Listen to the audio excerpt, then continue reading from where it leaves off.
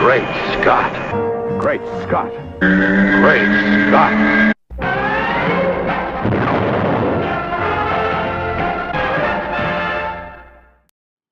Hello everyone, and thanks for tuning in. I'm Scotty V, and this is Great Scott. Today I wanted to talk about the Justice League. Back in 2011, when the New 52 first launched, I read Justice League 1, and my intention was to pull Justice League as one of my books, and I just stopped doing it. Now I'm reading everything digitally, and I never got back to the Justice League stories. I guess 1 didn't do a lot for me. I didn't really love the way Superman was being portrayed, but it was early and he was an outsider, and nobody really knew any of the heroes at that time. So this weekend I did a binge session and I caught up on all the books I was behind. This included Forever Evil, which stemmed from the Trinity War, which was in the Justice League, and Justice League Dark, and Justice League of America books.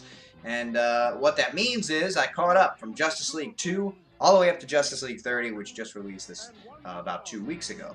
So so it was 2 weekends ago, not last week, that I caught up. And what I have to say is, if you haven't been reading Justice League because maybe you only care about Superman, or maybe you didn't like what you saw, and a lot of people didn't like and don't like the New 52 anyway. They don't like the Superman-Wonder Woman relationship because they love Lois, and I love him being with Lois too, and that's the thing we were used to for a while. But before that, Lois and he weren't together either, and a lot of their relationship was very antagonistic, and Lois was very disrespectful of Clark. So it's actually not the status quo that we think it is. It just happened to be our status quo for 15 or 20 years or so, which is a small portion of the 75 or more that he's been around now, that those two characters have been around now. But what I like and what I'm enjoying about Justice League, and why I'm going to continue reading it as long as it continues this way, is that it's a very cohesive story. There are story arcs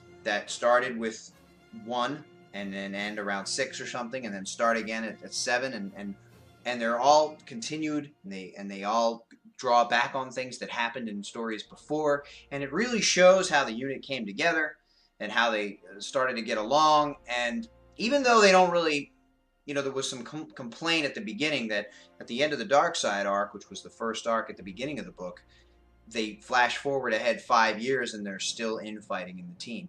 I think sometimes, and with some characters and in some situations, it is going to take you more time than readers might think it should. You go, well, it's been 5 years. Shouldn't Green Lantern have matured a little bit? Stop trading barbs with people.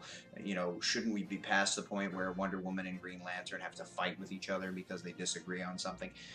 Maybe, and that is a point of contention that they're going for in the book, and it's something that, I think now that we're at 30 has kind of gone by the wayside, and they aren't fighting like that anymore. But I would really recommend reading the Justice League books. I love it. A lot of things come out of it that maybe you don't get from just reading the single books, and you go, something like Wonder Woman and Superman, how do they get together? I mean, there's no real, they say in almost every book that they're not really right for each other, and yet here they are, and we didn't really see how it happened. And I complained in the beginning because when I heard it was happening, I just went to Justice League and read those parts that pertain to them kissing and becoming sort of romantic with each other. And when I saw it, I said, it seems to come out of left field. And it still kind of does, although you can say, well, there's 5 years or more of a relationship between them. And in this hard period of time where she has to dismiss Steve Trevor, and they've had a lot of stress going on, they're drawn to each other and they kiss. And then you start to see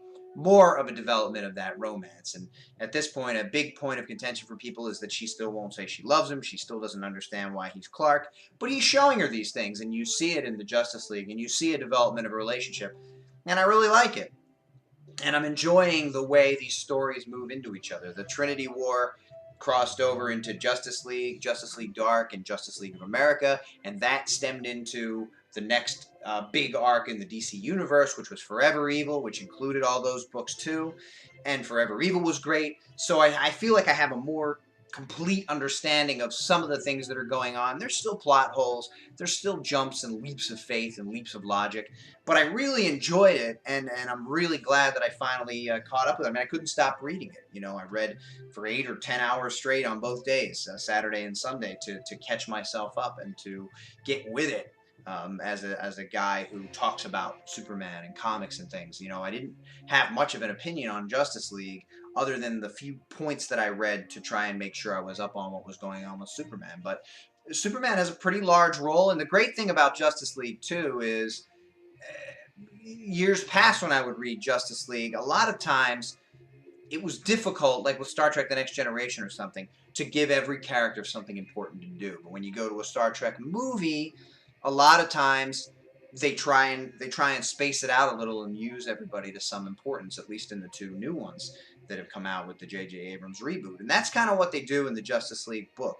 You know, there's Throne of Atlantis, which is a story arc that is centered on Aquaman and his brother Orin. But at the same time that's all going on, everybody's involved and everybody has things to do, and there's a plan, and there's a whole big cyborg arc that has to do with Forever Evil, and there's a big Wonder Woman arc that tells a little bit about her, and Superman's central to a lot of what's going on all of the time. So I would really recommend it. I really enjoyed it. I'm going to keep reading it as long as it's going on. Jeff Johns, sometimes I run hot and cold on his work. I didn't love Secret Origin back before the New 52, the Superman Secret Origin one, the 4 or 5 part, whatever it was. I didn't like a lot of the things that happened there. I'm not crazy about Metallo in the New 52, which I think is a Jeff Johns thing, and it stems over from that Secret Origin Superman story back before the New 52. But, there are some things I love. I love the way Steel's being portrayed, even though we don't really have a complete understanding of how it went from he came about after the death of Superman in the Doomsday arc, but now he's here the way he is, and that was still supposed to have happened, so who knows what's going on. But I am enjoying the Justice League, and I would highly recommend it if you haven't read it or aren't reading it. Thanks, everybody, for watching, and remember, for justice, chum!